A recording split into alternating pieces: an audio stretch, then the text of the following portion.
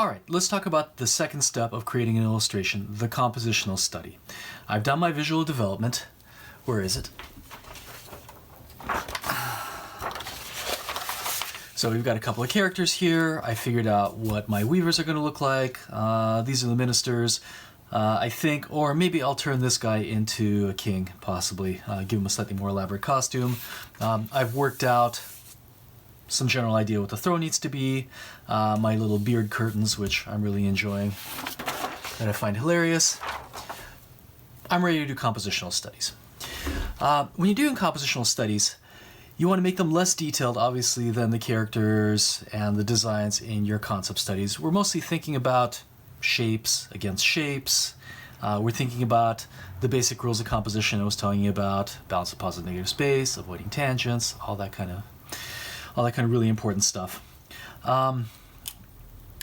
Composition is a very big subject, so I'm going to do some compositional studies for you, and I'm going to narrate what's going on in my head as I'm working on them. So, first of all, in any complicated composition, if it's successful, usually the artist has done an excellent job separating out what's in front, what's in the middle, and what's in the back. So for instance, if I'm drawing a landscape of some sort, I'm going to have maybe some kind of bush, maybe a fallen tree here with some leaves coming out of it, some kind of foreground, maybe another bush here like this. Maybe I'll have another tree going this way like this, and maybe some leaves this way. I'm going to have a middle ground, so maybe I'm going to have a little field here with a pond and maybe some collection of trees here going this way. We're talking about classical composition here, so if you're looking at Baroque, Renaissance painting, it's the kind of stuff we're talking about. Some bathing nymphs, of course. No painting is complete without bathing nymphs. What else? And then some kind of background. So maybe there's some kind of forest back here, a mountain, and a little castle. A path. Something in front, something in the middle, something in the back. Foreground, foreground, middle ground,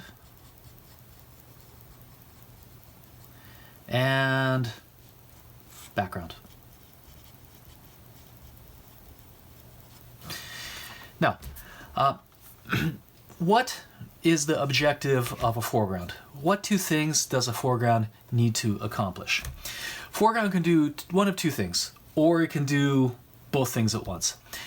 Foreground can lead the eye into the composition through the use of diagonals. So diagonals move the eye, we know that already. And it can also frame the composition to create a window through which the viewer looks at your painting or drawing. So, in this case, I'm doing both. I've got some kind of silhouette here of a tree, bushes in shadow. I'm going to give a little bit of light direction here, possibly, just maybe. And I'm doing both. I'm framing on this side, preventing the viewer from leaving the composition. And then I have some kind of strong diagonal in the foreground, which ideally leads the eye in. So that's the foreground. The foreground is a supporting player, usually. Usually, the most important part of your story is not in the foreground. The foreground is the frame through which you're looking, and also the doorway. So foreground acts as a door and acts as a frame. What's the purpose of the background? Well, the background is scene setting. It is the stage upon which your characters perform their play. So usually the foreground is lighter than the middle ground. It doesn't have such strong contrast. We've got some clouds here. The foreground sets off the middle ground. That's usually its purpose. So maybe we have some darker mountains here, going this way. All right, so usually the background is another supporting player, just like the foreground. Where does the action usually happen in a traditional composition? Well, obviously the middle ground, here. So whenever I'm composing, that's really what I'm thinking about. Where is the main area of focus? Always. Right? We've talked about the area of focus. Usually in traditional composition, it is the middle ground. That is where the action needs to happen. So if we have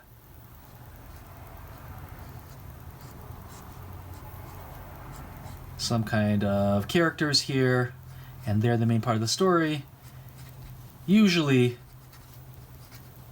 they're going to be somewhere in the middle ground. All right, so separate your composition into foreground, middle ground, background, and then ideally have your area of focus somewhere in the middle ground. There are plenty of examples where this does not happen. There are plenty of examples where artists will deliberately violate these rules violently. But in most cases, successful compositions follow this basic classical principle.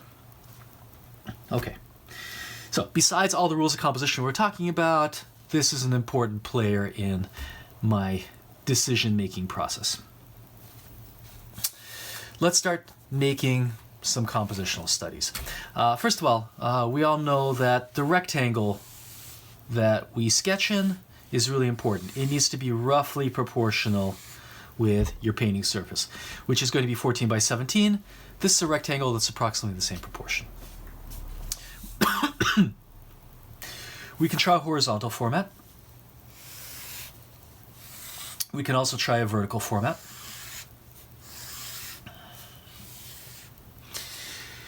Let's try one in a horizontal format. So I'm going to take a little bit of a risk. I'm going to try to do these in pen. I'm probably going to screw up a little bit.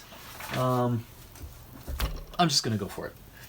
Let's see. Okay, so the scene I'm illustrating is where the weavers first show the king the phony cloth, and the king is reacting to it, wondering if it's really there or if he's too stupid to see it.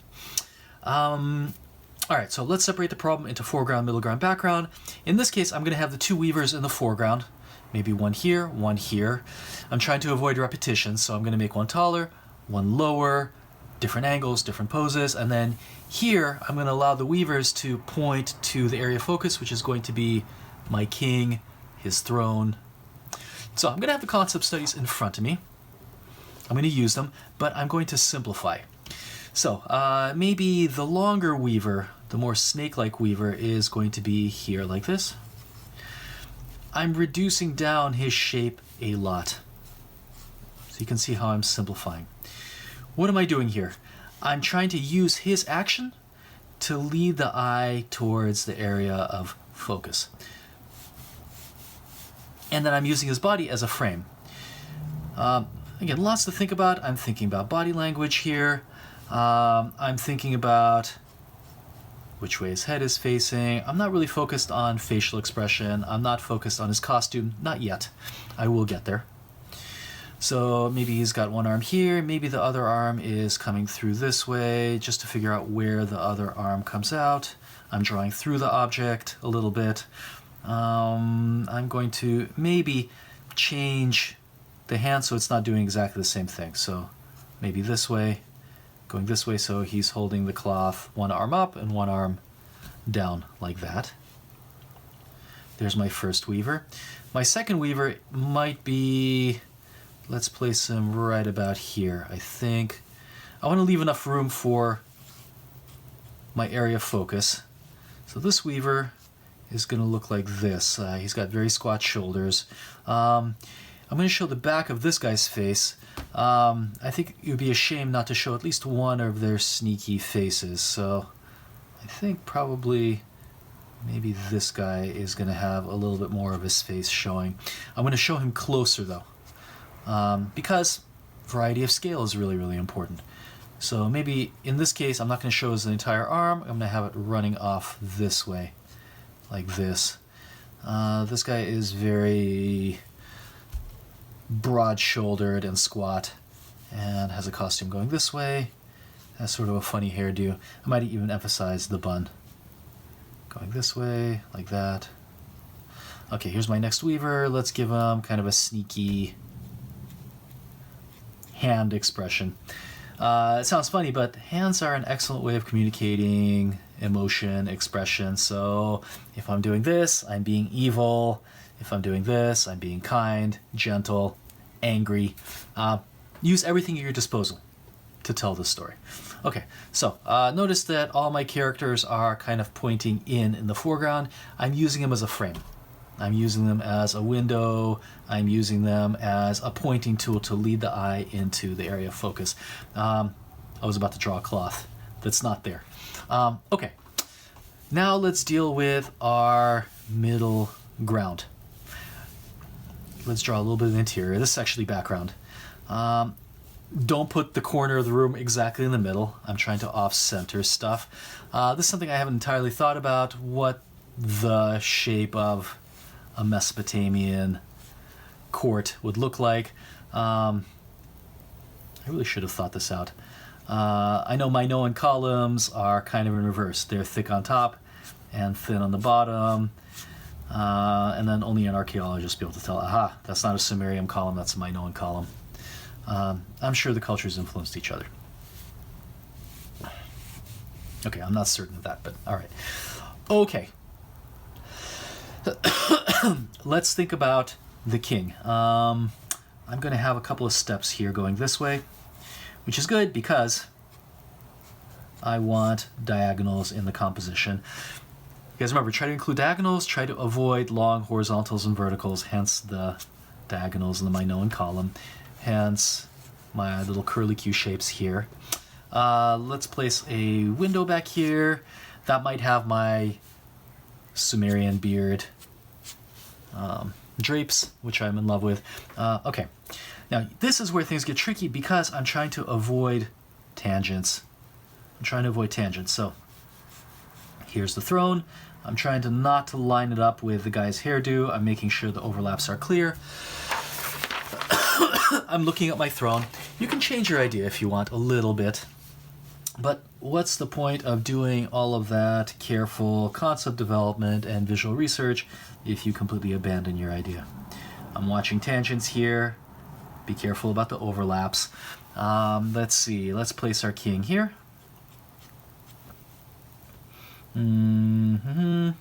Okay, I got to be careful here. Okay, I'm going to place him here. And then, maybe I'll take this guy and turn him into a king. I think he just needs to be a little bit more regal looking to go from minister to king. I'm going to make this guy kind of a shorty. So maybe he's a little bit too short for the throne, and his feet are hanging off like a child. Going this way. Going like this.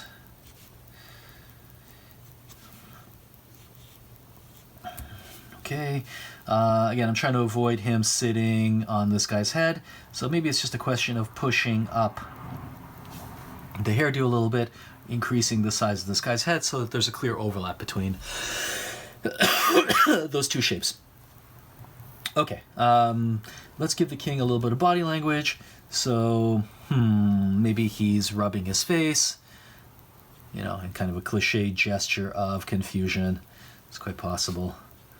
What's going on here? I have no idea. This is very confusing. The other hand, again, I'm trying to avoid tangents. Maybe I'll have it kind of going this way, and he's holding some kind of... in my concept studies, I have an entirely fake, non-Sumerian, some kind of scepter thingy.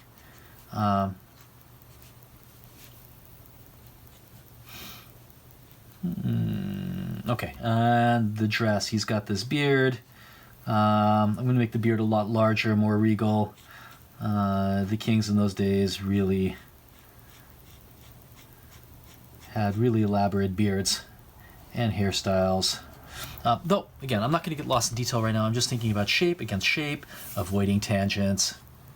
Right? Then I can have my wonderful, amazing, hilarious beard. Curtains going back this way. I'm going to think about the detail here. Maybe that's going to be too busy. I'm going to put the window over here like this.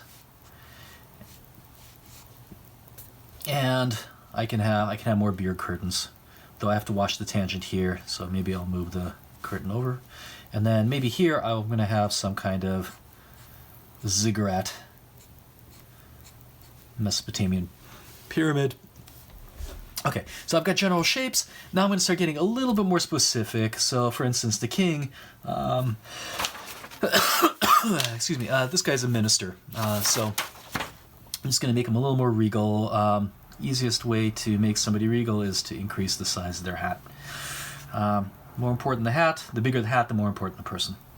That just tends to be universal from culture to culture. He's got a big ostentatious beard. Look, maybe he's got greaves. Okay, that's a Greek feature. Maybe it's anachronistic. We're dealing with thousands of years difference. But I'm sure they had it. Why not? Not really focusing on facial expression, all that kind of stuff. Shape against shape against shape against shape. So for this weaver, he's got a little skull cap, and then he's got these rolls going this way.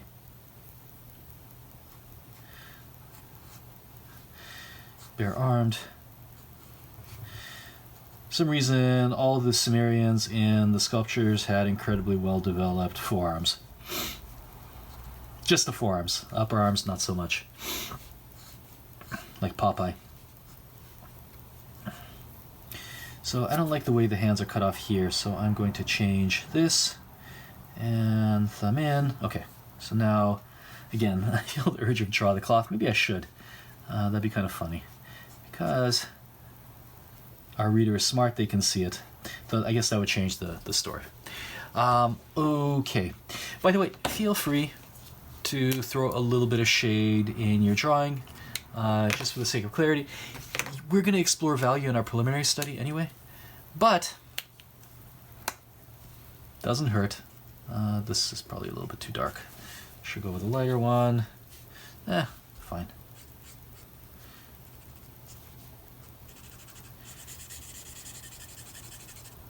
Sometimes this helps me organize my composition a little bit.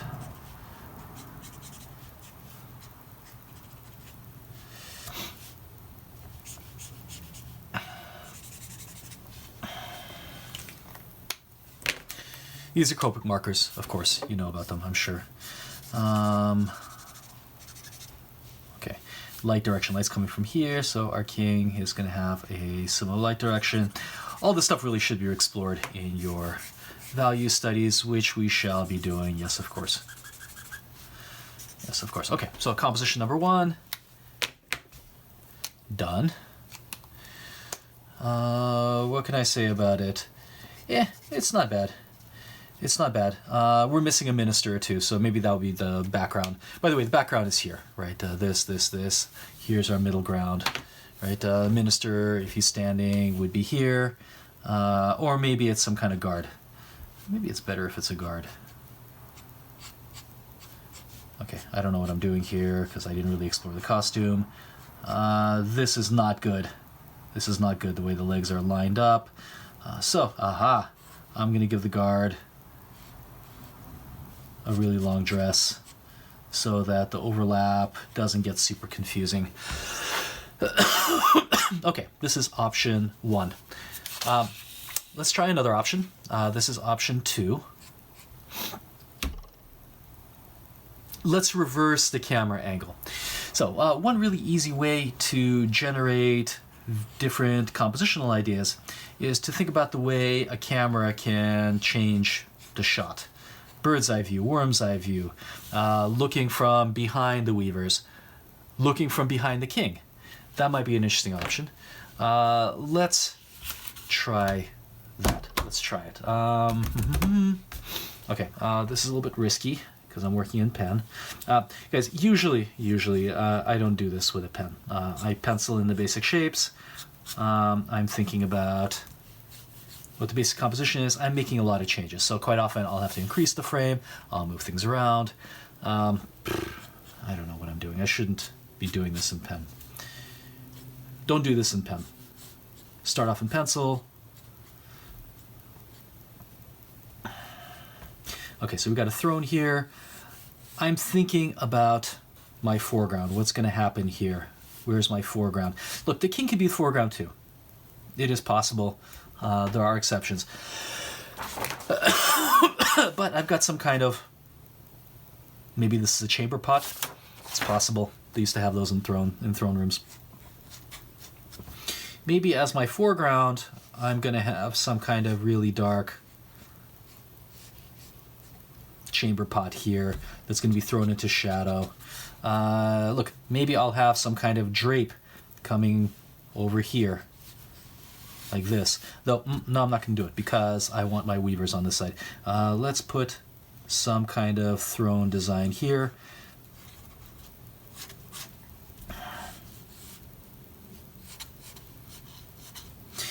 So look, in this case, the king is maybe a little bit more in the foreground, but still, we have something in the foreground that ideally leads the eye into the composition. This. Here's my king. I'm going to make his hat a little bit smaller because I don't want his hat to completely crowd out everything else in my composition. What does his hat look like? Okay, it's going this way, going this way. I don't know. Okay, like that. Okay.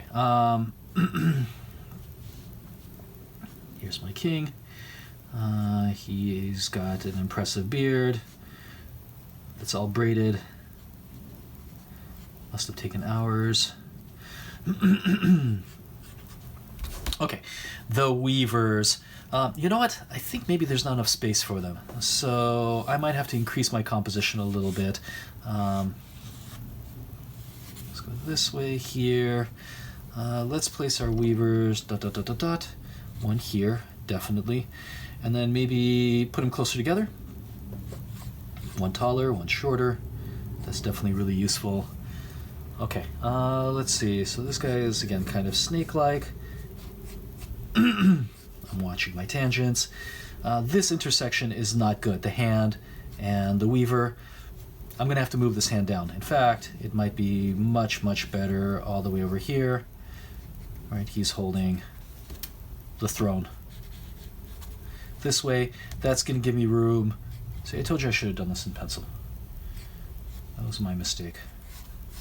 Okay, I'm thinking about overlaps. Let's move his drape down here. Here's his foot. Maybe some steps here. Okay. Again, the amount of detail in the compositional studies really differs from artist to artist. Really up to you. Mostly I'm thinking about the shape. How far you want to take it. How much detail you want to put in, whether you want to shade your compositional studies to be able to see them a little bit clear. Look, the more finished compositional studies, the easier time you're going to have deciding what you're actually doing, whether the composition is working or not. Sometimes it's really hard to make a decision when the compositional studies are rough, when they're a little bit unresolved. So quite often when students are having problems making up their minds, it's because the compositions are so rough, there's no way to do it. It's like one blob versus another blob versus another blob. I can't do it. I can't decide.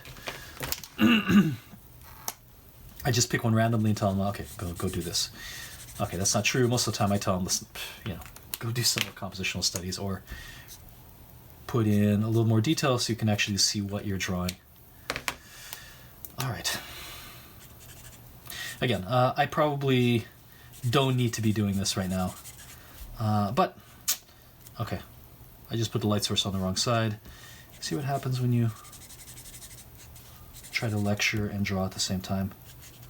Impossible task. Cannot be done by the average person. Okay.